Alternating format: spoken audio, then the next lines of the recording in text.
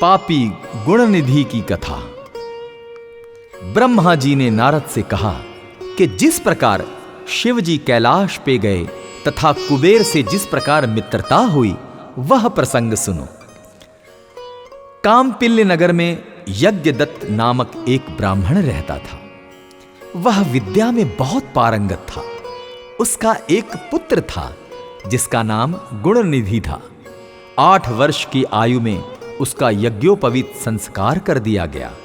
वह अनेक विद्याओं का ज्ञाता भी बन गया, परंतु उसमें कुछ दुर्गुण भी आ गए, जैसे जुआ खेलना, गाने बजाने वाली महफिलों में जाना आदि।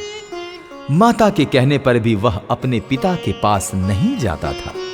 पिता दीक्षा या यज्ञादि से निवृत्त होकर लौटते, पर पत्नी से वह पूछता कि गुणनिधि कहाँ गया है, तो माता उत्तर देती कि यहीं कहीं अभी अभी चला गया है, शायद पूजा, स्नान या देवताओं के लिए फूल आदि लेने गया होगा। माता अपने अकेले पुत्र गुणनिधि को प्रतिदिन समझाती, परंतु वह नहीं सुधरा। एक दिन वह अपने पिता की अंगूठी को चुरा कर ले गया। पिता ने अंगूठी को एक जुआरी के हाथ में देखा तो उससे पूछने पर ज्ञात हुआ कि यह तो गुणनिधि जुए में हार गया है। यही नहीं, वह जुए में काफी धन भी हार गया था। जुआरी कहने लगा, आश्चर्य है कि आप जैसे ज्ञानी पंडित अपने पुत्र को नहीं जान पाए। यज्ञदत्त का सिर लज्जा से झुक गया। वह लज्जावश सिर और मुंह को वस्त्र से ढककर अपने घर आया। वह अपनी पत्नी से बोला, तेरा पुत्र गुणनिधि कहाँ गया है और मेरी अंगूठी कहाँ है? पत्नी बोली, मुझे इस समय याद नहीं है, मैं कहीं रखकर शायद भूल गई हूं। यज्ञदत्त ने गुस्से से कहा, सत्य कह रही हो निकम्मे पुत्र को जन्म देने वाली, तू बड़ी असत्यवादिनी है। मैंने जब जब भी पूछा गुणनिधि कहाँ है, तब तुमने झूठ बोलकर मुझे बहला दिया। अन्य वस्तुएं भी घर से गायब थीं।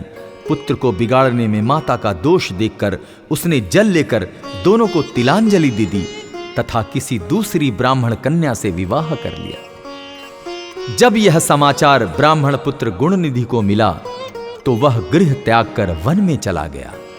कभी माता की ममता तथा पिता की धर्मज्ञता का स्मरण करके वह अपनी मूर्खता पर पश्चाताप करने लगा। इस प्रकार चिंता से व्याकुल होकर सायंकाल को एक शिव मंदिर के पास जाकर बैठ गया। वह भूख प्यास से व्याकुल हो रहा था। उसी समय कोई व्यक्ति सपरिवार शिवरात्रि का पूजन करके आया। उसने पूजा करने के बाद घर से लाए पकवान आदि शिवलिंग पर चढ़ाए और वहीं सभी सो गए। तब रात्रि में भूख से व्याकुल यज्ञदत्त के पुत्र गुणनिधि ने छिपकर मंदिर में प्रवेश किया और शिवलिंग पर चढ़ाया गया प्रसाद लेकर चंपत हो गया। परंतु उसी समय उसके पैरों की आवाज से सभी लोग जाग गए। उसे भागते हुए रक्षकों ने पकड़ लिया और उसकी इतनी पिटाई की कि वह मर गया। उसे यमदूत आकर ले जाने ही वाले थे कि उसी समय शिव जी के पार्षद भी उसे लेने आ पहुंचे। वे यम के दूतों से बोले, हे यमदूतों, इसे छोड़ दो।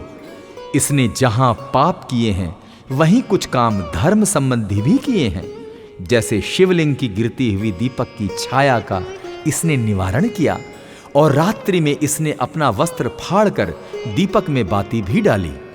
उसी प्रसंग में इसने शिव गुणों का श्रवण भी किया। व्रत रखकर इसने शिव जी की पूजा व दर्शन भी किया है।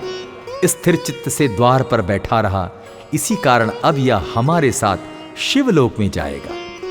यह वहां कुछ समय रहकर पुनः कलिंग देश का राजा बनेगा। शिवगणों की बात सुनकर यम के दूत अपने लोक को चले गए। यह समाचार उन्होंने यमराज को सुनाया तो वो बड़े प्रसन्न हुए। वह शिवलोक में कुछ समय रहकर अरिंदम नाम के कलिंग देश का राजा हुआ। शिव जी की थोड़ी सी सेवा भी बहुत फलदायक होती है। ओम नमः शिवाय।